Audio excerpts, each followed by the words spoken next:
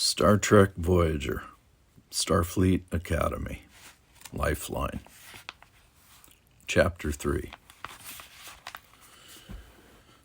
The three cadets froze as a klaxon continued to wail. "I don't believe this," Kathryn said. "A drill on the first morning of classes." "But we're not dressed," Thrum yelled over the sound. Pol poked her twin. "I believe that's the point, isn't it? It's a surprise." The cadets kicked into high gear, and their room became a flurry of rushing bodies and scattered clothes.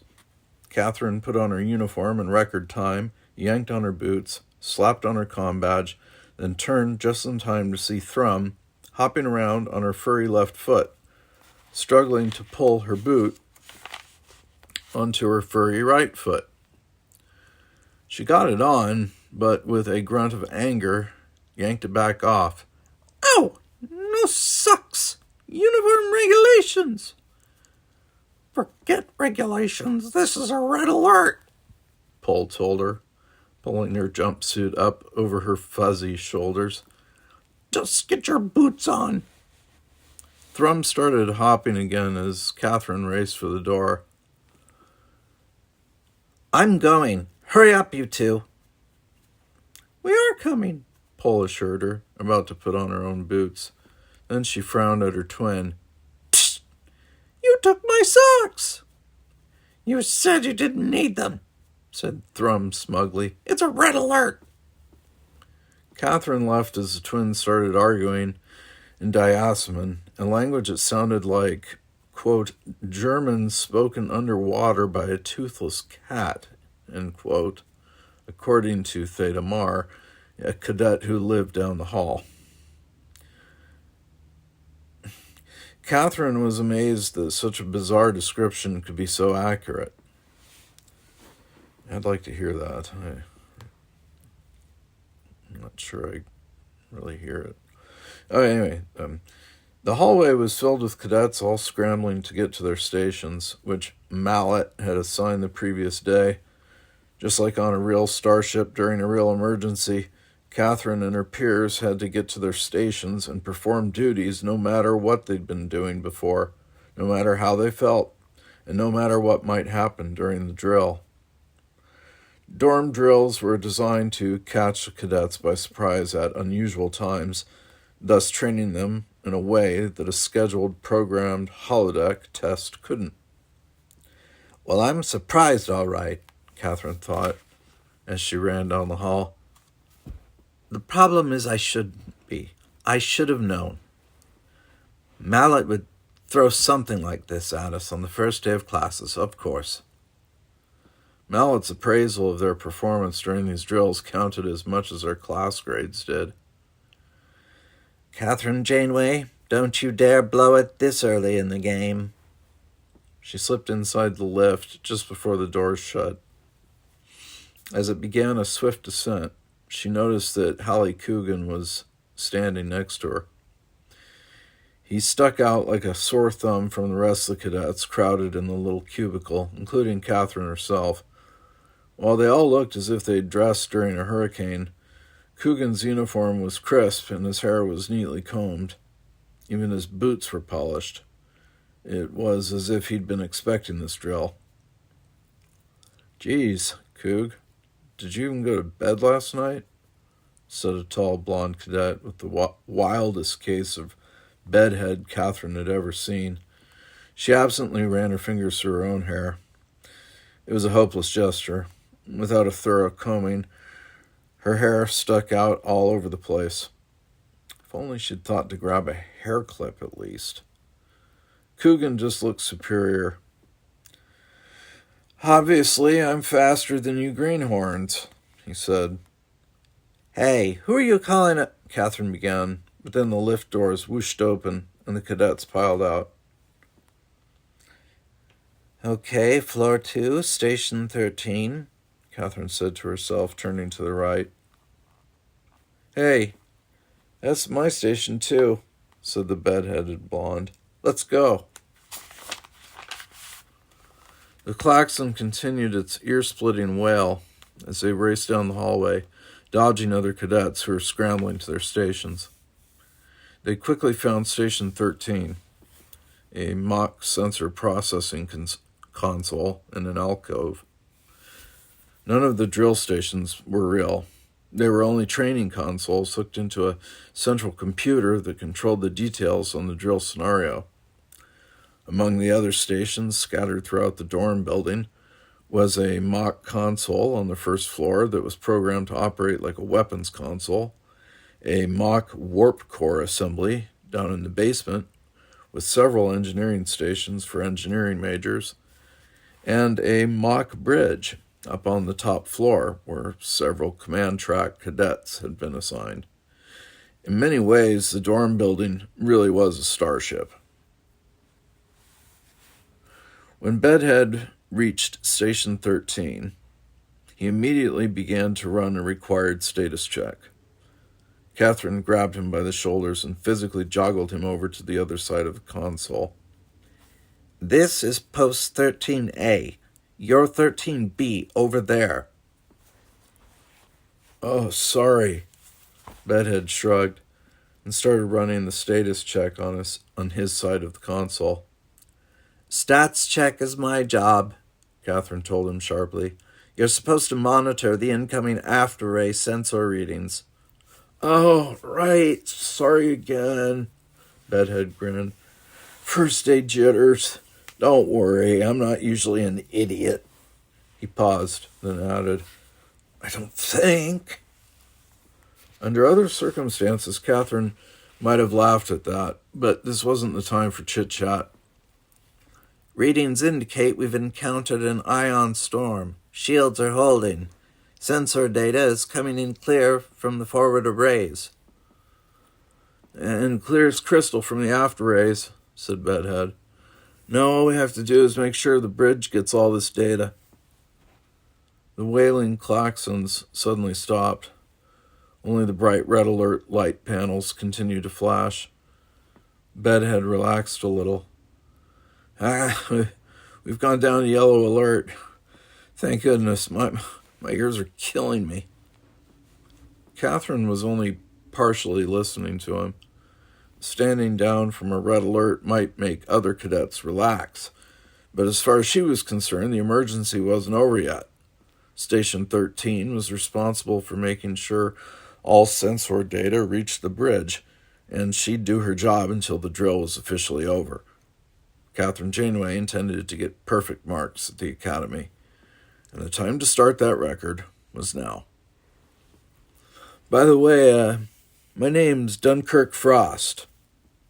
Bedhead held up his hand for a shake. What's yours? Kathryn ignored Dunkirk's proffered hand and kept her eyes glued to her sensor readout screen. Kathryn Janeway. Data are still transferring smoothly. Dunkirk lowered his hand. Look, this is an easy post, Kathryn. The second mallet assigned me here, I read up on the system, tech specs and all. Heck, I could probably build one of these things now. You don't need to sweat so hard. We're in the clear. Kathryn glanced up at him, for the first time noticing that he was a pretty handsome guy. That is, he would be once his hair was combed. Automatically, she ran her fingers through her own hair, wishing that it wasn't so unruly. She hated her hair. Dunkirk watched, looking amused. What's so funny, Frost? Kathryn asked suspiciously.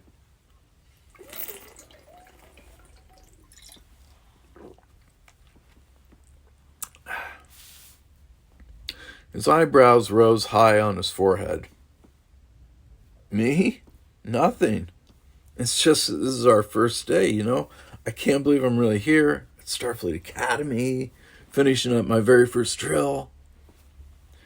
He shuffled his feet, looking embarrassed. It's just exciting, that's all. I've wanted this for so long. Me too. Kathryn returned her gaze to the console readouts. Too bad it isn't real. Hey, it's close enough, said Dunkirk. We have to learn the ropes, right? But soon we'll be doing this on a real starship, somewhere up there. He tilted his head back and stared at the ceiling as if he could see the stars far beyond. I've never been in space before. That was a statement one didn't hear from an academy cadet very often. You're joking, Kathryn said. Nope. My folks are scared of space travel. They've never been off Earth. They don't believe man belongs among the stars. He shook his head in amazement. As you might guess, they aren't so keen on my being here. When I learned I passed the entrance exams, I tried to book a quick trip on the Luna shuttle, just so I could say I'd been off planet at least once. My folks canceled it. I didn't push them. He looked up again. I'll get there soon enough. Kathryn realized how privileged she was to have a father already in Starfleet. She'd always felt an uncanny connection to the stars. Her father had called her his little golden bird ever since she could remember. She had hardly learned to walk when he'd taken her aboard the Luna shuttle, and when she was only 9 years old, he'd taken her along on a business trip to the Mars colony. She'd even been allowed onto a starship once, a Miranda-class vessel, to bid her father farewell before he left for an important conference on Deep Space 4. She could still remember the low hum of the warp engines far beneath her feet, a soft rumble like the breath of a great sleeping dragon. Dunkirk Frost must have worked hard to gain acceptance to the Academy without experiences like that to feed his dreams. With his kind of drive, he'd go places in Starfleet. Kathryn found herself wishing him luck. And then she gasped, "Oh no!" Her cry startled Dunkirk. What? We've forgotten about room inspection. But the drill's not over. Yes, it is. The lights have stopped flashing. Indeed, the red alert lights had stopped flashing. Dunkirk cringed. Oops. Kathryn started for the lift at a dead run. Frost, if your daydreaming has made me fail inspection, I'll... She didn't finish, but rode the lift back up to the 4th floor, and leaving Dunkirk behind, ran to her room. Other cadets were already back in their rooms, desperately cleaning up for inspection. So Thumple and I weren't the only ones who failed the first time, Kathryn thought. The Diasamon twins growled at her in unison when she entered. Kathryn didn't take it personally. She'd already learned that they growled when they were annoyed. Now's a good time to be annoyed, she thought. She wished she could growl as well as they could. Attention, cadets, came Yeoman Hot's voice over the hot speaker. All rooms have failed inspection. Cadets are to report immediately to the study lounge on level 1. Report immediately to study lounge on level 1. What? Kathryn cried. We haven't even gotten inspected yet. How could we have failed? Thrum muttered. I wouldn't be surprised if Mallet came by while we were at our drill posts, finished Paul. Her big golden eyes narrowed to angry slits. Kathryn just grabbed a hair clip from her dresser, jammed her unruly locks through it, and marched back to the lift, followed by Thrumple. When they reached the study lounge, Mallet was there waiting. Hot stood with him as the rest of the cadets under Mallet's command filed in, about 200 in all. Kathryn caught sight of Dunkirk as he entered and was glad that he kept his distance. She blamed him for this, although deep inside, she knew that she'd been daydreaming at her post as much as he had. When all cadets were present, Hot gestured for silence. The room grew quiet. I'm sure you're all pleased to hear that no one was singled out for daily room inspection, Mallet boomed. You've all failed this morning, and I'll tell you why. I've been at this game for a long time. I know what cadet rooms look like after the first surprise drill. I don't need to see them. Then what's the point? Kathryn grumbled under her breath. It wasn't fair. Mallet's eyes swept over the assembly. They zeroed right in on Kathryn. Hard lesson number 1, Cadet Janeway. He said, unfair is not a Starfleet concept.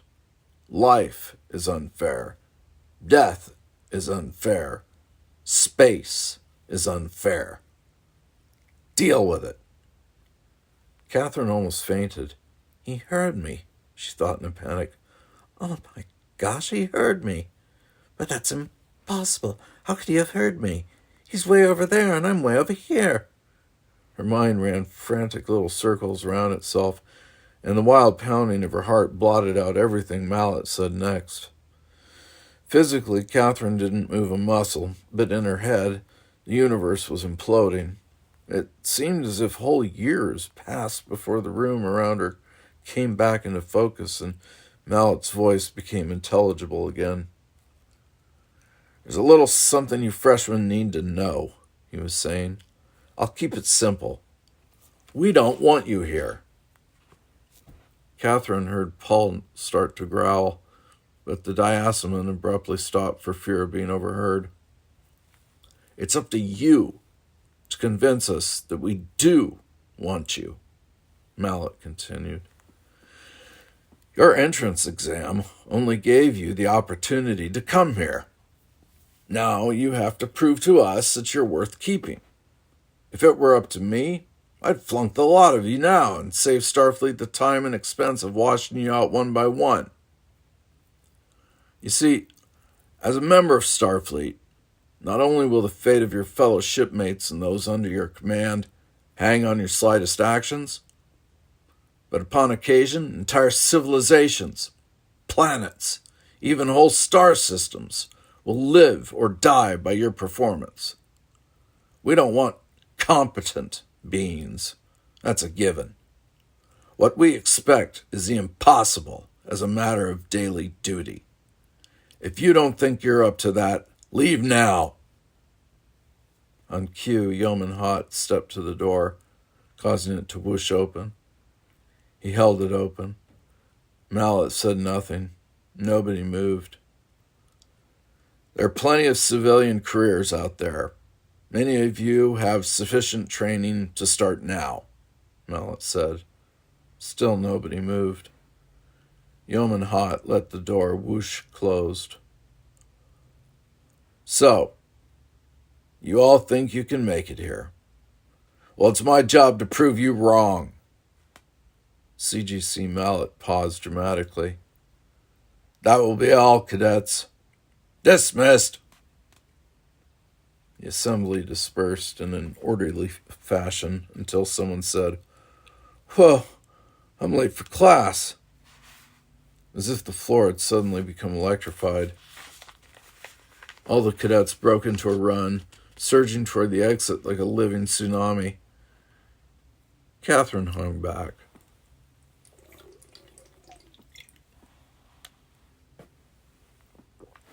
She studied Mallet as he watched the stampede with a stoic expression. Somehow she knew he was amused.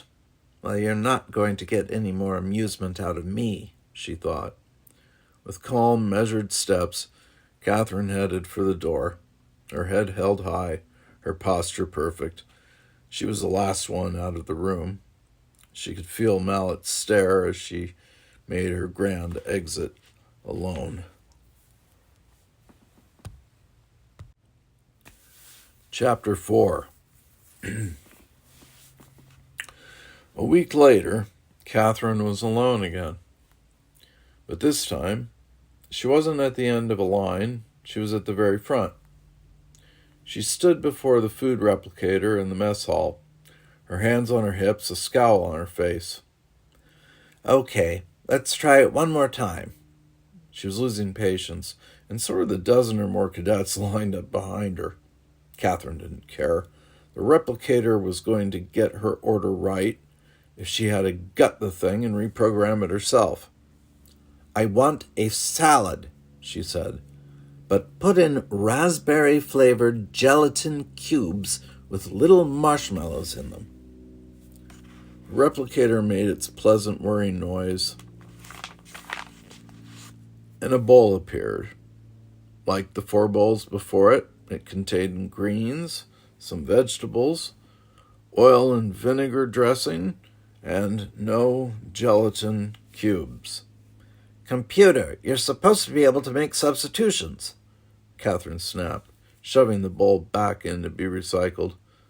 The computer's smooth voice replied, "The Oxford English Dictionary, year 2340, defines salad as being a cold dish of herbs or vegetables, usually uncooked and chopped up or sliced, to which is often added hard-boiled egg, cold meat, fish, etc., the whole being seasoned with salt, pepper, oil, and vinegar." Kathryn gritted her teeth so hard her jaws ached. This first week at the academy was turning out to be frustrating enough, and now she couldn't get a simple salad like her mother used to make. "Hey, are you about finished up there?" came an exasperated voice near the back of the line. Kathryn whirled around, her temper flaring. "When this excuse for a junk pile gives me what I want," she said, "I'll be finished. Got it?" The other cadets raised their eyebrows at her outburst, and Kathryn quickly turned back to the replicator, her cheeks burning. "When are you ever going to learn to watch your mouth?" she admonished herself. "What if an upperclassman had walked by and heard you?" She knew she should just take the dictionary salad and let the others have their turn. But when Kathryn Janeway set her mind on a thing, a herd of wild targs couldn't stop her. She focused her glare back on the replicator. "This is your last chance, machine. I want a bowl with chopped lettuce, chopped endive, chopped celery, cucumber, green onion, radish, carrot, and little cubes of raspberry gelatin with little marshmallows in them." The replicator whirred. A bowl materialized. Just as Kathryn reached for it, she heard a familiar laugh. She whirled around to see a young, handsome cadet strolling through the mess hall. Her heart skipped a beat. What was her old boyfriend doing here and in a cadet uniform? "Cheb?" she choked. She almost dropped her bowl. Fortunately, the cadet behind her yelled, "Watch it!" And she fumbled a bit, but regained her grip. When she looked up again, the young cadet was waving at somebody in line behind her. "Hey, Riker, did you ace the anthropology quiz?" asked the person in line. "Darn right I did," Riker answered. With a beaming smile, he exited the mess hall. Kathryn stared after him, even as her brain insisted, "That wasn't Cheb, Kathryn. That Riker guy looks just like him, but it wasn't Cheb."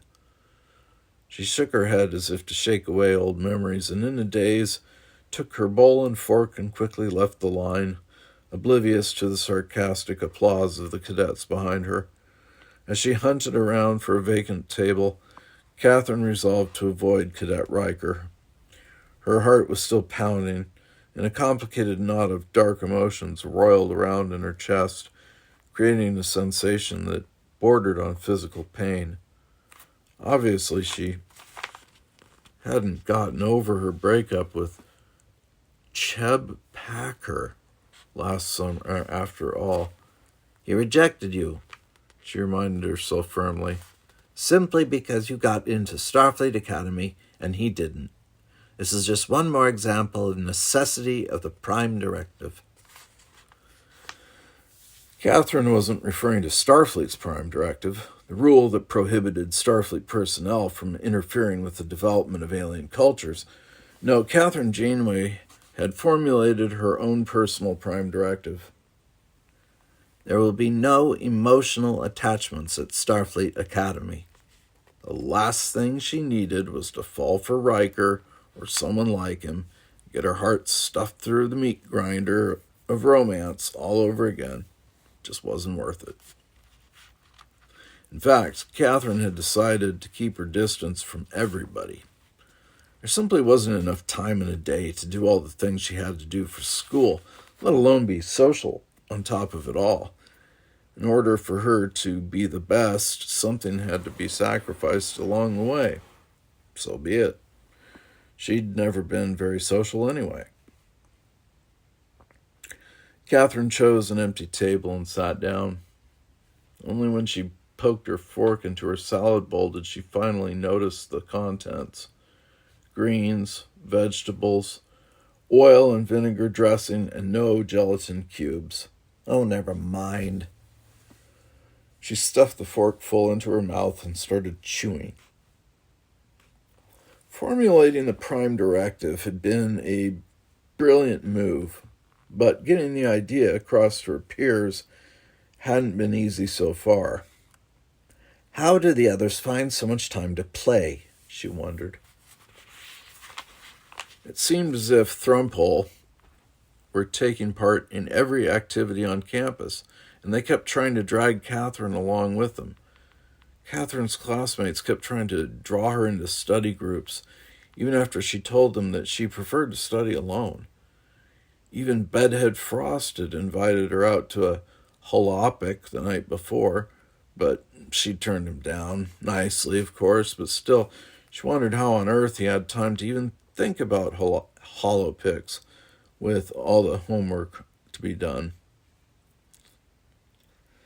Kathryn finished her lunch and hurried to physical training class. Unlike some people, she liked to eat a light meal before exercising. By the time she'd suited up in her padded exercise sweats and gently stretched out her muscles, her stomach was safely empty again, and a boost of energy coursed through her body. She jogged over to the starting line, where the rest of the cadets in the class were gathering, among them Thrumpole. "Everyone ready?"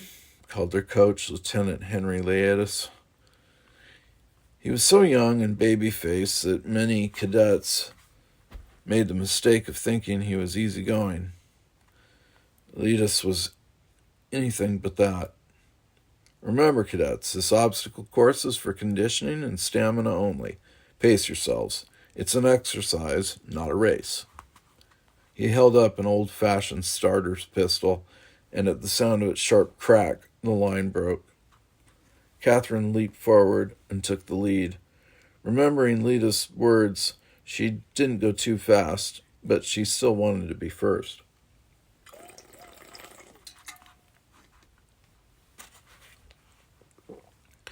Thrumpole jogged up to her, looking like twin teddy bears in their padded sweats with their furry arms and legs sticking out. "Kathryn," said Thrum, "where were you?" "This morning," finished Paul. Kathryn grimaced as she jogged along, suddenly remembering that the twins had invited her to a breakfast meeting of some campus group they joined. In her haste to finish studying for an astrophysics quiz, she'd completely forgotten about it.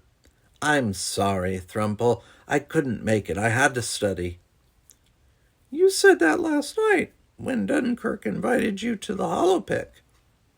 Kathryn managed to shrug as she jogged. "I studied a lot," she said, and with that she dived into the first obstacle on the course. A metal tube 12 meters long. The hot afternoon sun had heated the tube's surface, and as she crawled along, Kathryn's hands and knees grew warm, even through their protective padding. She crawled faster. The moment she emerged out the other end, Thrum and Pole emerged from their tubes as well. Thrum threw Kathryn a critical glance as all three of them began the short jog to the next obstacle, a towering wall they had to climb. But you never stop studying, noted Thrum. Doesn't your brain hurt after a while? Picked up Paul. Never, said Kathryn, and she grabbed one of the ropes dangling from the top of the wall and used it to help her climb. The exertion of her muscles and the purely physical level of her concentration blotted out Thrumple's last comment. All Kathryn wanted to do was get through this obstacle course as fast as possible. Anything else was immaterial at the moment. She reached the top of the wall, followed closely by Thrumple. All three girls heaved themselves over the other side and, again using the ropes, slid swiftly back down to the ground. They picked up jogging again, heading for the next obstacle. A double line of big plastic rings lying flat on the ground. They were supposed to hop through the rings on 1 foot at a time. According to the stories Kathryn's father had told her about 20th century boot camp, this exercise used to be done using old rubber automobile tires. Since you missed our breakfast, Paul began, would you like to join us for dinner? Thrum finished as they all started hopping through the rings. Thanks, Kathryn replied, but I'm probably going to eat at my desk. I have to finish an exobiology paper. They finished hopping through the rings and resumed jogging, but now the twins looked upset as well as winded. Don't you like us? They chorused. A little red alert klaxon went off in Kathryn's head. No, that's not it at all, she hastily assured the twins. I like both of you very much. Then why do you reject us? Asked Thrum. It was becoming difficult to talk this much and exercise at the same time, but Kathryn knew she had to explain herself before her roommates got the wrong impression. I'm not rejecting you, Thrumpole. It's just that some humans, like me, are unusually ambitious. I want a career in Starfleet more than I've ever wanted anything in my life. I've wanted it since I was a little girl. I don't want to blow it, that's all. Blow it? Paul asked in confusion. Mess it up, explained Kathryn. Ruin my chances. Oh! Paul giggled at Thrum. What a wonderful idiom. Blow it! So that's why I don't socialize much, Kathryn concluded. I have too much to do. But other human cadets are quite festive, Thrum pointed out. Why are you different? Finished Paul. The question startled Kathryn. Are you so different? She asked herself. Before she could formulate an answer, Dunkirk appeared at her side. He looked out of place, dressed in his full cadet uniform and carrying a load of data packs in his arms. He grinned at Kathryn, keeping pace with her and Thrumpole. Hi, sorry to interrupt like this, but I was in the area and Pole's giggling interrupted him. Dunkirk, you are so odd. Not at all, Dunkirk said cheerily as he jogged along, fumbling with the data packs. I just wanted to catch Superwoman here and see if she wanted to come to a concert with me this Saturday night. Catching Kathryn's eye, he added, The San Francisco Symphony Orchestra is playing on campus. I understand you like Mozart? The little klaxon in Kathryn's head blared its warning louder. Dunkirk, I can't, she said. Even though he was right, she loved the music of Mozart. Come on, Kathryn, pressed Dunkirk. You've got to have some fun sometime, don't you? Before she realized that she'd done it, Kathryn stopped jogging. Thrumple and Dunkirk kept going a few feet, then also stopped. They looked back at her quizzically. Okay, look, Kathryn began, as a strange sense of panic welled up inside of her. You guys are being sweet, really you are. But classes come first. That's why we're here, isn't it? None of us have time to waste playing around, right? Lamely she added to Dunkirk. Thanks anyway, Frost. Kathryn's panic melted into guilt as Dunkirk blinked at her, looking very disappointed. Okay, he said in a small voice, and walked away. Thrumpole glanced at Dunkirk, then back at Kathryn. Before they could say anything, Kathryn threw them a cheery smile and said hopefully, "Okay, girls, let's put on some speed." Ignoring Lita's instructions, Kathryn took off again, passing all the cadets who had leisurely caught up with her while she'd been standing there. She focused her mind entirely on the strain of her legs and lungs and tried desperately to ignore the sting in her heart. She wasn't surprised when Thrumpole didn't follow.